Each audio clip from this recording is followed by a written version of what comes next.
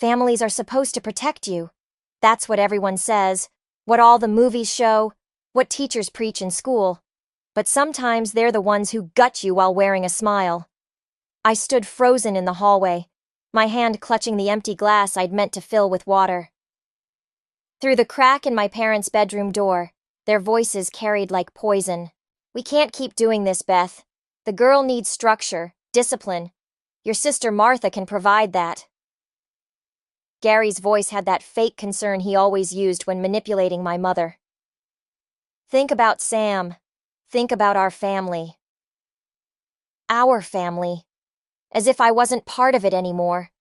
As if my half-brother's existence had somehow erased 16 years of being my mother's daughter. "But she's my child." Mom's voice cracked. Weak.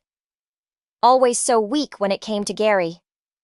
"And she'll still be your child, just somewhere else, where she can get the help she needs." I'm Nina, and this is the moment I learned what betrayal truly feels like. It's not a knife in the back. It's more like watching someone you love slowly unravel your entire existence, thread by thread, while pretending it's for your own good. "Martha's already agreed to take her?" Mom asked, her voice small. "Called her this morning. She thinks it's the best solution." The glass slipped from my fingers, shattering against the hardwood floor. The sound was deafening in the sudden silence that followed. "Nina?" Mom called out. "Honey?" I didn't answer. Instead, I walked into their room, glass crunching under my feet. Gary sat on their bed, one arm around Mom's shoulders. The picture of concerned parenthood. I wanted to vomit. "How long have you been planning this?" My voice came out steady, surprising even me. "Sweetheart, we were going to discuss this with you," Mom started, but Gary cut her off. "Nina, your behavior lately has been concerning. The attitude, the declining grades." "My grades dropped because you made us move 3 times in 2 years," I said, my hands clenching into fists. "Because every time I start to make friends, we have to leave for another amazing opportunity that somehow never works out." "That's exactly the kind of disrespect we're talking about," Gary said, standing up. "Your mother and I. You're not my father." The words came out like ice. "You're just the man who convinced my mother that her firstborn is disposable." Mom started crying then. Of course she did. She always cried when things got hard, when she had to make actual decisions. "Nina, please try to understand." "I understand perfectly." I looked at them both, memorizing their faces, their expressions. The way Gary's jaw clenched, the way Mom couldn't meet my eyes. "You're choosing him, again. You're choosing Sam, again. And you're throwing me away because it's easier than standing up to your husband." "That's enough!" Gary stepped toward me, but I held my ground. "When?" I asked, looking directly at my mother. "When are you shipping me off to Aunt Martha's?" The silence stretched for several seconds before Mom whispered, "Next weekend." I nodded slowly, feeling something harden inside me. Perfect. That gives me time to pack. I turned to leave, then paused in the doorway. "And Mom? Remember this moment. Remember exactly how it feels to choose a man over your daughter. Because someday when you're old and alone, and you're wondering why I never call, why I never visit, this is why." I walked away to the sound of her sobs, stepping carefully over the broken glass. In my room, I sat on my bed and opened my laptop. No more tears, no more weakness. They wanted to send me away? Fine. But they'd regret it. I opened a new document and began to type, "Day 1 of Operation Karma." Because if there's one thing I'd learned from Gary, it's that revenge is best served with a smile. Aunt Martha's house smelled like disinfectant and disappointment. She stood in the doorway, arms crossed, watching as I dragged my suitcase across her pristine hardwood floors. The house was exactly as I remembered from childhood visits, a museum where nothing was meant to be touched. "Your room is upstairs, first door on the right," she said, Her voice clipped. I've posted the house rules on the wall. I expect them to be followed without exception. I nodded, not trusting myself to speak. The stairs creaked under my feet, each step echoing in the hollow silence. Behind me, I heard Martha on the phone, her voice dropping to a whisper. Yes, Beth, she's here. No, she hasn't said much. Well, what did you expect? The room was exactly what I'd anticipated. Beige walls, a narrow bed with hospital corners, and a desk that looked like it had never seen actual use. A printed list of rules was taped to the wall, typed in bold letters. No phone after 9 p.m. No visitors. No food upstairs. No music without headphones. The list went on. I unpacked methodically, hanging each item in the closet according to color, just like Martha would want. Each careful movement was a small act of defiance. I'd play their game, but on my terms. My laptop, hidden beneath layers of clothes, held the beginnings of my plan. Nina. Martha appeared in the doorway. Dinner's at 6 sharp. We need to discuss your schedule. The kitchen table felt like an interrogation room. Martha sat across from me, a legal pad between us, her reading glasses perched on her nose. Your mother tells me your grades have slipped. I pushed the peas around my plate. Funny how moving 3 times in 2 years can do that. Excuses won't help you here. She made a note on her pad. I've enrolled you in the local high school. You'll start Monday. I've also arranged for you to volunteer at the library after school. Structure is important. Did Gary suggest that too? Martha's pen stopped moving. Your stepfather is concerned about your future. My stepfather is concerned about having me out of his house. I met her gaze. And you're helping him because sometimes family needs to make hard decisions. She removed her glasses. Your mother is overwhelmed. My mother is weak, I cut in, surprised by the venom in my voice.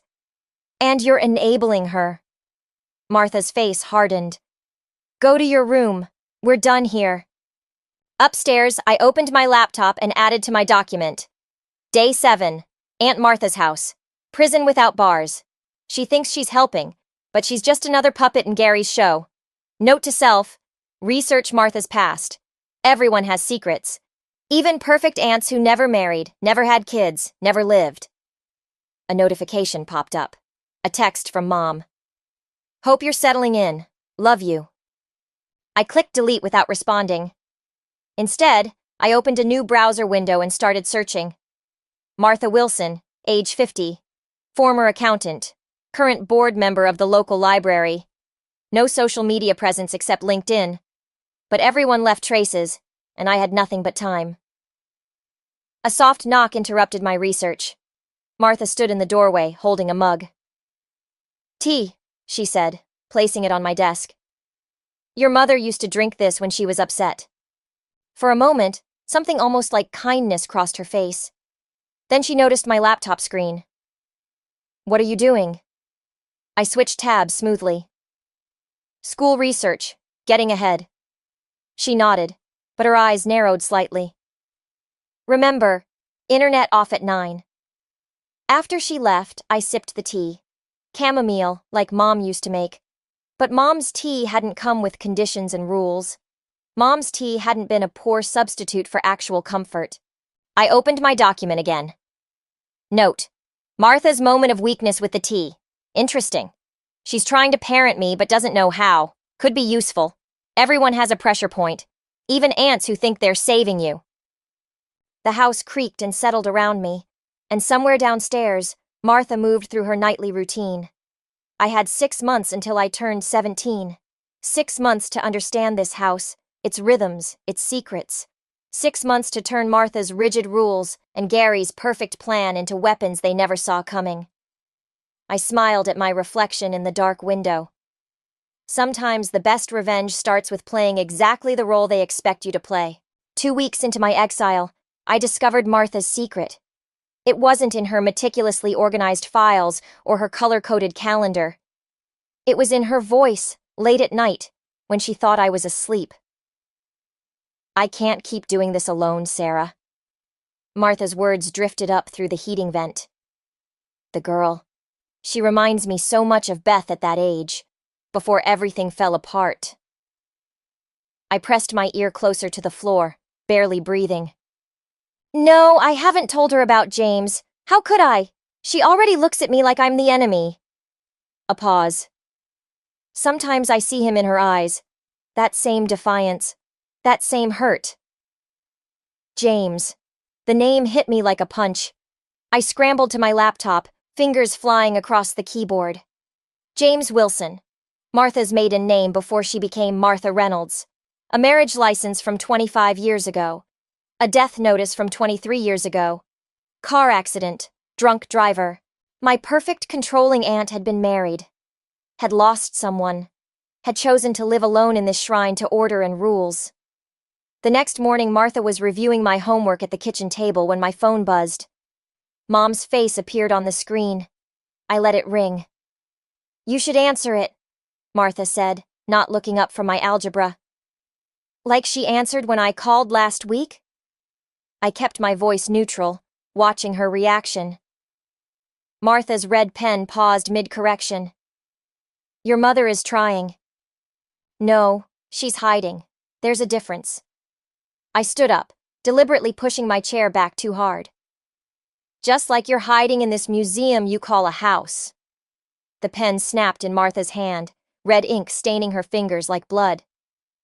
What did you say? I know about James. The color drained from her face.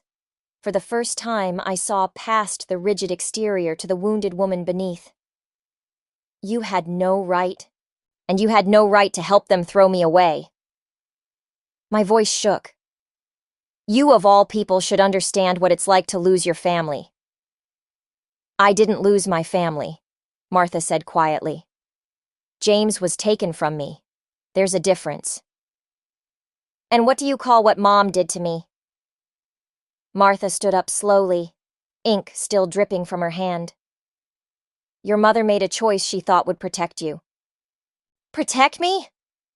I laughed, the sound harsh in the pristine kitchen. She chose her new family over me, just like she chose Gary over Dad. Just like she'll always choose what's easiest over what's right. You don't understand. I understand perfectly. I pulled out my phone, showing her the screen. Just like I understand why you never remarried. Why you live alone. Why everything has to be perfect and controlled. Because you couldn't control what happened to James. Martha's hand shot out, grabbing my wrist. Stop it. Why? Because it hurts? Because it's easier to pretend you're fine? To play the strict aunt who's doing her sister a favor? I twisted free. Well, guess what? I'm done pretending. I'm done being the problem everyone wants to fix. Nina. My phone buzzed again. This time it was Gary's number. I answered it on speaker. Nina, your mother's in the hospital. Martha stepped closer, her face tight with concern. What happened? I asked, my voice steady despite the sudden pounding in my chest. Anxiety attack. She's been worried sick about you, about how you're adjusting. I ended the call. We should go, Martha said, already reaching for her keys. No. The word came out like ice. This is what they do. Create a crisis when they don't get their way. Make everything about them. She's your mother. And James was your husband. Did his death make you a better person, or just a more controlled one? Martha recoiled as if I'd slapped her. For a moment, I saw raw pain in her eyes, quickly replaced by something harder. Go to your room, she whispered. I went, but not before adding to my revenge document. Day 15, found Martha's weakness.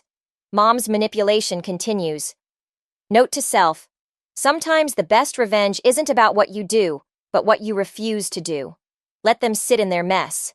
Let them feel what abandonment really means. The house creaked around me, and somewhere downstairs, Martha was probably calling my mother, reporting my cruelty. Let her. They wanted me to change, to bend, to break. Instead, I would become exactly what they feared most, someone who could hurt them back.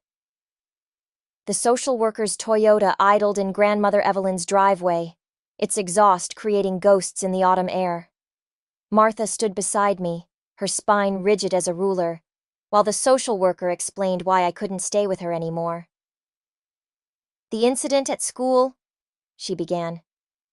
"Was provoked," Martha cut in, but her voice lacked its usual steel.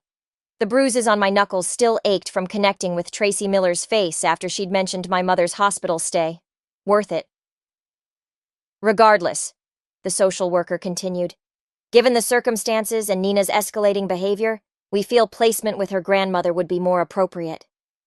I shouldered my bag, watching Martha from the corner of my eye. She'd spent 3 hours scrubbing my blood from her pristine kitchen floor last night. The shattered plates had taken even longer. "Nina." Evelyn appeared on her porch, arms crossed against the cold. She looked smaller than I remembered, more fragile, but her eyes were sharp as ever. "Come inside, dear. We'll get you settled." Martha cleared her throat. "I have her school records. Keep them," I said. "I won't be going back there." Inside, Evelyn's house smelled like cinnamon and old books, nothing like Martha's antiseptic fortress or Mom's desperate attempts at creating a perfect home. Family photos lined the walls, including ones Martha had banned. Dad holding me as a baby, Mom before she met Gary, even James and Martha on their wedding day. "Your mother called," Evelyn said, closing the door. "She's being released tomorrow." "Good for her." "Nina." Evelyn's voice carried a warning. "Hate is a heavy thing to carry. So is betrayal." I moved toward the stairs, then stopped. "Why did you agree to take me?" "Because sometimes the people who hurt us the most are the ones who need our forgiveness the least." I turned, finding her watching me with those knowing eyes. "What does that mean?" "It means I knew your mother would choose Gary over you, just like she chose him over your father. And I knew Martha would try to fix you with rules and structure, just like she tried to fix herself after James died." Evelyn smiled sadly. "Some patterns repeat unless someone breaks them." My laptop weighed heavy in my bag, filled with weeks of documented grievances and plans for revenge. "And you think you can break this one?" "No, dear. I think you will." That night, I sat at the antique desk in my new room, staring at my revenge document. Outside, an owl called into the darkness, and somewhere in the house, Evelyn moved through her evening routine, her footsteps familiar yet strange. My phone buzzed. A text from Mom. "I'm sorry for everything. Please call me." Then another. "Gary and I have been talking. Maybe you could come home for Christmas?" A third. "Sam misses his big sister." I opened my document and began typing. Day 45. They think they can fix this with texts and holidays. They don't understand that some breaks can't be mended. But maybe... I paused, fingers hovering over the keys. Maybe revenge isn't about destroying them. Maybe it's about becoming someone they can't destroy. A soft knock interrupted my thoughts. Evelyn stood in the doorway, holding 2 mugs of hot chocolate. "Your grandmother's secret recipe," she said, setting one beside me.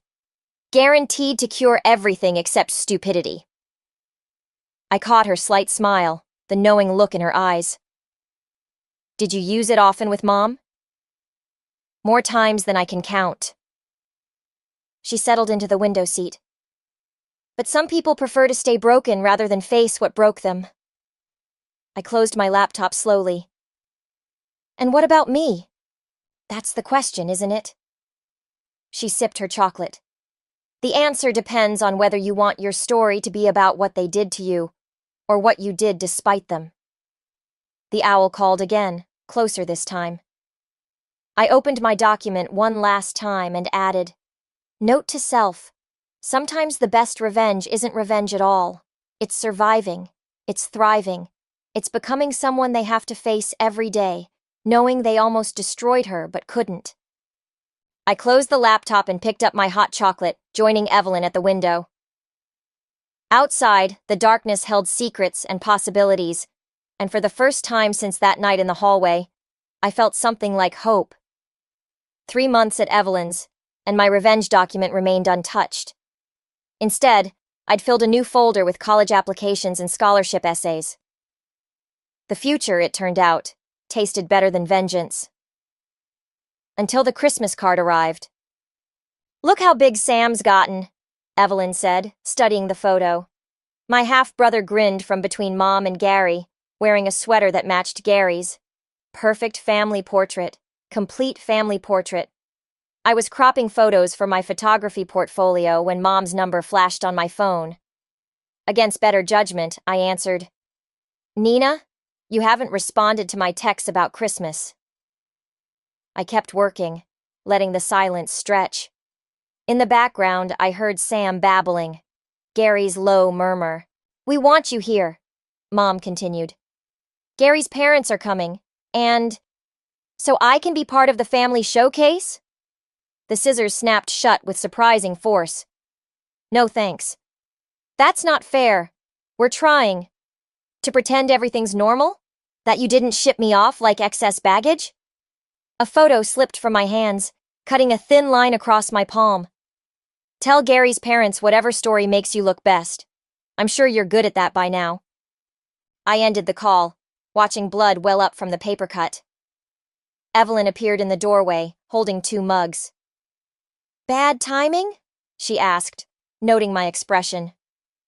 "They want me there for Christmas, to play happy families in front of Gary's parents." I sucked the cut, tasting copper. Apparently, I'm only worth including when there's an audience. Evelyn set the mugs down, picking up the fallen photo. It showed Dad holding me at the beach, both of us laughing. "Your mother called me too." My head snapped up. "What?" "She wants my help convincing you." Evelyn's eyes held mine. "She mentioned that Gary's father is dying. Cancer. This might be his last Christmas." The revelation hit like a slap. "So I'm supposed to care?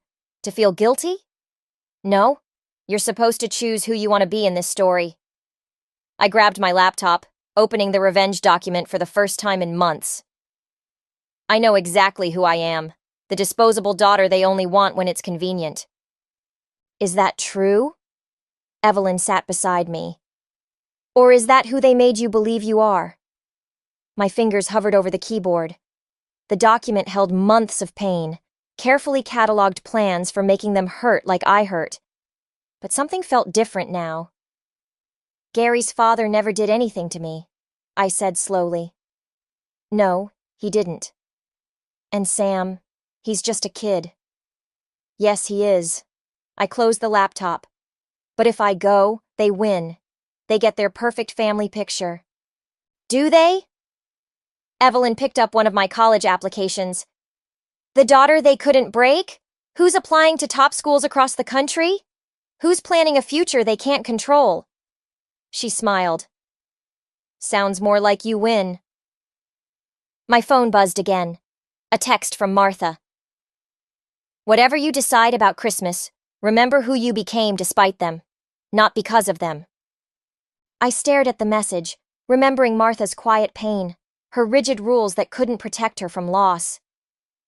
She'd learned something I was just beginning to understand. Sometimes the best revenge isn't about destroying others, but about refusing to let them destroy you. "If I go," I said carefully, "it's on my terms. No pretending. No perfect family act." "Of course. And I'm bringing my camera.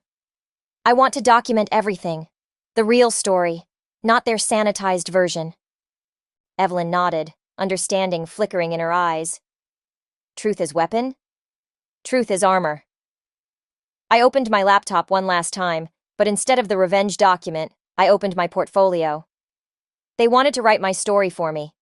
Time to show them I'm the author now. I began typing. Project proposal, family fractures. A photographic essay on broken bonds and rebuilt lives.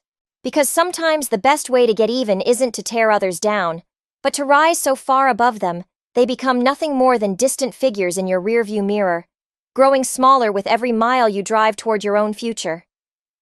The gallery walls held my truth in black and white.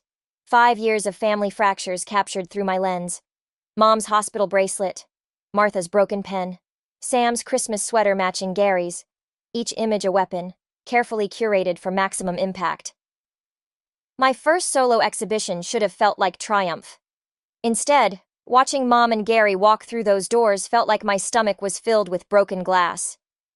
Nina. Mom's voice wavered. She looked older, worn.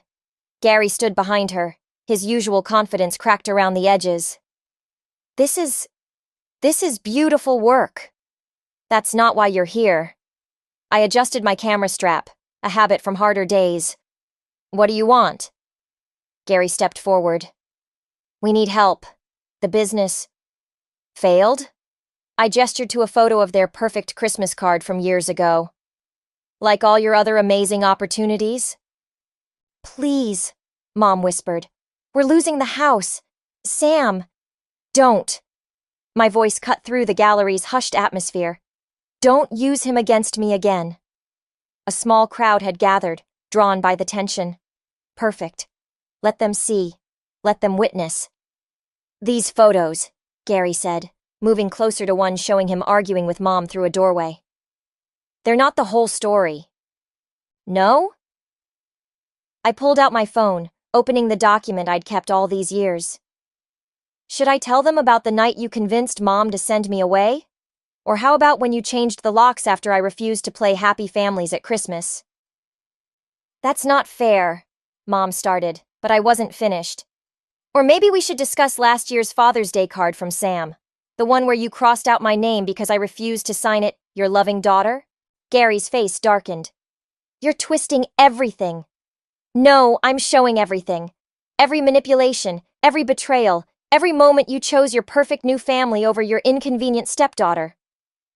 I pointed to the centerpiece photo, Mom crying in Martha's kitchen. The truth hurts, doesn't it? We made mistakes, Mom said, tears falling. But we're still family. Family? I laughed, the sound echoing off gallery walls. Family doesn't discard people when they become inconvenient. Family doesn't... Shut up! Gary's fist slammed against the wall beside a photo, making it shake. You want to talk about family? How about how you used your grandmother's death to hurt us, refusing to tell us when the funeral was? The words hit like physical blows. You didn't deserve to be there. She was my mother-in-law. She was my salvation. My voice cracked. The only person who saw me drowning and actually reached out to save me instead of watching me sink. Silence fell. Gallery patrons pretended not to stare. Mom sobbed quietly. We need $50,000, Gary finally said. The bank? Get out! My hands shook as I raised my camera. But first, let me capture this moment. The great manipulator, finally desperate enough to beg the daughter he threw away. The shutter clicked. Once. Twice. Each flash illuminating their defeated faces. Nina, please. Mom reached for me. We'll lose everything. Like I lost everything? I lowered the camera. The difference is, I built myself back up. I made something from nothing. I turned your betrayal into art that sells for more than you're asking for. Then you'll help? Hope flickered in her eyes. I took one final photo. No, but I'll hang these new pictures next to the others. A perfect ending to my family series. They left slowly, Mom's shoulders shaking, Gary's steps heavy. Through my viewfinder, I watched them go, capturing their retreat. The perfect final shots for my exhibition. But in the quiet aftermath, surrounded by the ghosts of my past, caught in silver nitrate and shadow, victory tasted like ashes. I touched the empty space on my neck where Evelyn's locket used to rest. Lost the day we buried her, like so many other pieces of myself. My phone buzzed, a text from Martha. Saw the exhibition online? Remember what Evelyn said about patterns repeating? I stared at the message, then at my photos. In every frame, I saw it. Mom's weakness becoming my strength, Gary's manipulation becoming my art, their rejection becoming my armor. I'd won. I'd survived. I'd turned their betrayal into success. So why did it feel like I was still that 16-year-old girl, standing in a hallway with a broken glass at her feet, watching her world shatter? The envelope arrived 3 days after the gallery showing. Martha's precise handwriting on the front, containing a single photograph I'd never seen before. Gary, maybe 20 years younger, standing with a woman and small child. On the back, Martha's note. Found this in Evelyn's things. She kept everything. I drove to Martha's house in the rain, the photo burning a hole in my jacket pocket. She opened the door before I could knock. You knew. My voice was steady despite the storm inside me. All this time, you knew about his first family. Martha's kitchen hadn't changed, still immaculate, still smelling of disinfectant. Sit down, Nina. Did Mom know when she married him? No.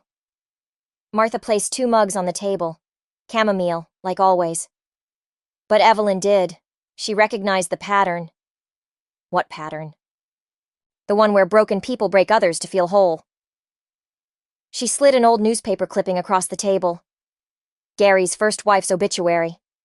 Car accident. Daughter sent to live with relatives. My hands shook as I read. He did the same thing. To his daughter. To me. History repeats itself. Martha's voice softened. Unless someone breaks the cycle. My phone buzzed. A text from Mom. Sam's asking about you. Please call. They're being evicted next week, Martha said quietly. Gary's father left him nothing in the will, called him a failure in the final letter. I laughed, but it came out like glass breaking. Karma's not so fun when it hits home, is it? Nina? No. I stood up, the chair scraping against tile. Don't tell me to be the bigger person. Don't tell me to break the cycle. They deserve... What? To lose everything? Like you did? Martha's eyes met mine. Or like Gary's daughter did? Or his first wife? The photo felt heavy in my pocket. Where is she now? His daughter. Dead. Overdose 3 years ago. Martha's words fell like stones. She never recovered from being cast aside. Something cracked inside me. But I did. I survived. I made something of myself. Yes, you did. Martha reached across the table, taking my hand. So now the question is, what will you make of them? My phone buzzed again. Gary this time. Sam starts school next week. We can't tell him we're homeless. Please. I pulled up my revenge document. Years of carefully documented pain, betrayals, plans for retribution. But now, looking at Gary's younger face in the photo, I saw something new. A pattern of destruction, passing from generation to generation like a cursed inheritance. I have conditions, I said finally. Martha nodded. Of course. They get nothing directly from me. But I'll buy the house through my company. They can rent it, at fair market value. My fingers tightened around the mug. And Gary gets therapy. Real therapy. Not just pretending to change. And your mother? She makes her own choice this time. Stay with him and accept my terms, or leave and I'll help her start over. The words tasted like freedom. But she doesn't get to play both sides anymore. Martha smiled slightly. Evelyn would be proud. Would she? I touched the empty space where her locket used to rest. Sometimes revenge isn't about destroying people. Sometimes it's about making them face themselves. I stood up, leaving the photo on the table. Tell them my lawyer will contact them tomorrow. And Martha? I paused at the door. Thank you, for the rules back then, for trying to give me structure when everything was chaos. We all do what we can with our broken pieces, she said softly. Outside, the rain had stopped. I opened my laptop one last time, but instead of the revenge document, I started a new one. Project Proposal, Breaking Patterns, a Foundation for Children of Family Fracture. Because sometimes the best revenge isn't about continuing the cycle of pain. Sometimes it's about being the one strong enough to break it. The Foundation's first check arrived the same day as Mom's letter announcing she was leaving Gary. I sat in Evelyn's old reading chair, now in my office, both documents spread before me like competing futures. My phone lit up with Martha's message. He started therapy last week, actually showed up this time. The Breaking Patterns Foundation had already helped 3 families navigate crisis without fracturing. 3 stories that wouldn't end like Gary's first family, or like my teenage years. Small victories, but they mattered. I picked up my camera, the same one I'd used to document my pain years ago, and drove to the house, their house now under my company's ownership. Sam was playing in the yard, lanky at 7, wearing a shirt that didn't match Gary's anymore. "Nina!" He waved, this brother who knew me only through carefully edited stories and monthly supervised visits. "Mom said you might come." Gary appeared in the doorway, looking smaller somehow. Therapy had carved away his artificial confidence, leaving something raw but real underneath. "The Foundation approved their application," I said, not moving closer. 3 months of counseling, housing assistance, job training. He nodded, eyes on the ground. "Beth told me she's leaving." "I know." "I'm not—" He swallowed hard. "I'm not fighting it this time. Or using Sam as leverage." I raised my camera, capturing this moment. Not for revenge now, but for remembrance. The man who'd broken our family, finally breaking his own patterns. "There's something you should have," I said, reaching into my bag. The photo Martha had given me, of his first family. "I'm not her. I didn't let it destroy me." His hands shook as he took the photo. "Hannah, my first—" Pain cracked his voice. "I thought I was protecting her, sending her away, like my father did to me, like I did to you." "Patterns," I said softly. "I'm sorry." The words fell between us, insufficient but necessary. "Not for my sake, but because you deserve to hear it." I took one more photo, not of Gary, but of Sam playing behind him, free from the weight of matched clothes and perfect family portraits. "I'm not forgiving you," I said clearly. "But I'm not letting you destroy anything else either. The Foundation will help Sam navigate whatever comes next. And Mom—" I paused. "Mom makes her own choices now." "Like you did?" "Like I did." Inside my office later, I opened my laptop one last time. The revenge document waited, a digital memorial to years of pain and planning. Next to it, the Foundation's latest success story. A teenage girl, not unlike me, who wouldn't have to choose between survival and family. I highlighted the revenge document, finger hovering over delete. But something stopped me. Some stories shouldn't be erased, even if we've moved beyond them. Sometimes the reminder of where we've been helps us choose where we're going. Instead, I renamed it Breaking Patterns, Patient Zero. My phone buzzed with a text from Mom. "Signed the lease today, my own place." Then another from Martha. "Having tea with your mother tomorrow. Some patterns are worth rebuilding." I picked up Evelyn's locket, found last week in a box of her things Martha had kept.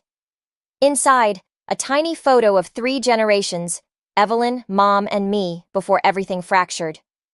I added it to my office wall, next to my gallery photos of pain and healing. Because that's the thing about patterns. They don't just break, they transform.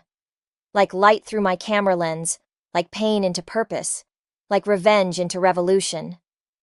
I opened a new document and began to type. The Breaking Patterns Foundation, Year 2 Goals. Because sometimes the best way to heal old wounds isn't to forget them, but to use them as a map for helping others find their way home. Behind me, Evelyn's chair creaked softly. as if settling into a new story. And somewhere across town, in separate houses with separate futures, my fractured family was learning to exist in patterns of their own choosing. It wasn't forgiveness, it wasn't even peace, but it was something stronger, the power to break cycles, to choose paths, to transform inheritance from curse to cure. That would have to be enough. Would have to be enough. Would have to be enough. Would have to be enough. Would have to be enough.